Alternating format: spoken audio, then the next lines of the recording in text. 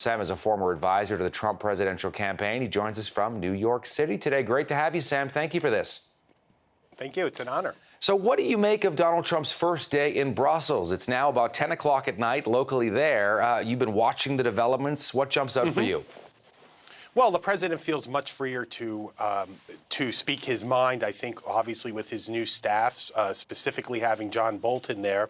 The president has long talked about this issue. I can tell you, having worked for him from 2011 to mid-2015, NATO was a major subject of his. And you mentioned those GDP defense spending numbers. These are issues which President W. Bush, President Obama, all their Secretary of States, all their national security advisors have brought up to our allies. With that said, I think it was very important, and it was a good sign that the NATO Secretary General said that partly thanks to the president's leadership, we have seen an uptick in defense spending. But when you look at a special case in terms of Germany, that is a special case where the president made a point during the campaign, as you may recall, to target Angela Merkel. She's one of the major globalists. I could tell you, as somebody who agrees with the president on this and in nationalism, she's somebody who, if you recall, she brought in over 1 million migrants into her country. That means that she increased her country's population to make it 1 out of every 48 people are a migrant from the Middle East. She spent her entire surplus on that, and they actually have a greater net surplus in trade than all of Asia.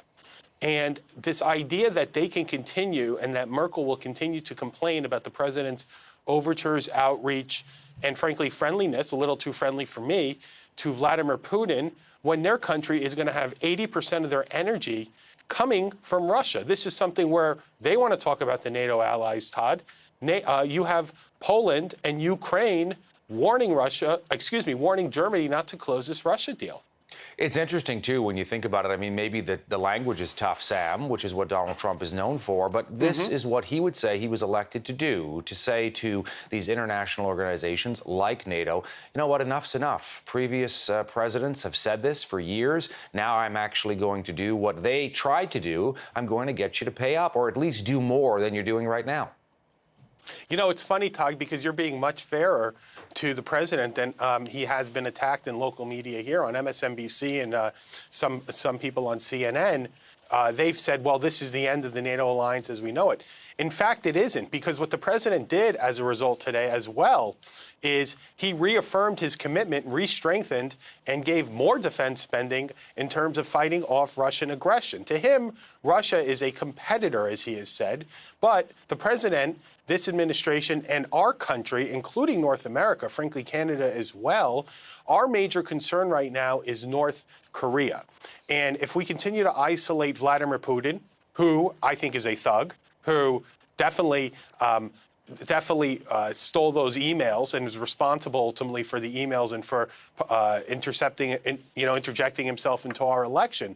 But if we isolate him, then he will continue to go to the side of President Xi in China, and he will continue to support Iran in Syria. So I think the president here is right that as long as we continue to treat him strongly, perhaps we can get him to change his behavior. And it's very important to note as well, he hasn't lifted one sanction under his presidency. He's, in fact, increased them. So with that talk that he gives Putin, which is strange even to me, his actions speak for themselves. One last thing while we got you here, Sam, because I really want to ask you about this meeting in Helsinki next week between Trump and Putin. And the world's going to be watching, much like we were with North Korea. But what do you make of that? You know, the optics of it and what the president needs to do in that meeting?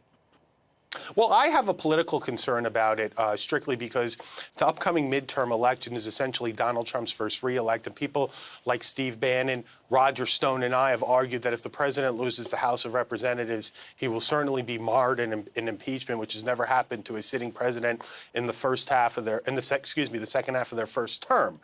With that said, the president has long said that he has to engage with Russia for multiple reasons, including, once again, going back to North Korea, which he complained about, saying Russia was skirting the sanctions that the UN Security Council passed against them. I think that the best thing for the president, I've spoken to some people at the White House about this, is to stop talking about Russia's meddling in the election in terms of taking Putin's word for it. It's irrelevant. It's how do we move forward and how do we make sure, which is why I think a lot of Republican senators and congressmen came to visit Putin to make sure that we can work with him as long as he does not involve himself with our elections anymore. Sam Nunberg joining us from New York, former advisor to the Trump presidential campaign, worked with Trump for many years. Sam, wonderful to have you on here, Canadian News, and we appreciate you getting into the studios there in New York. Todd, you forgot to mention I'm a graduate of McGill. Oh, there we go. Canadian connection as well. Well, welcome home to a certain extent, Sam. All the best. Thank you. All right.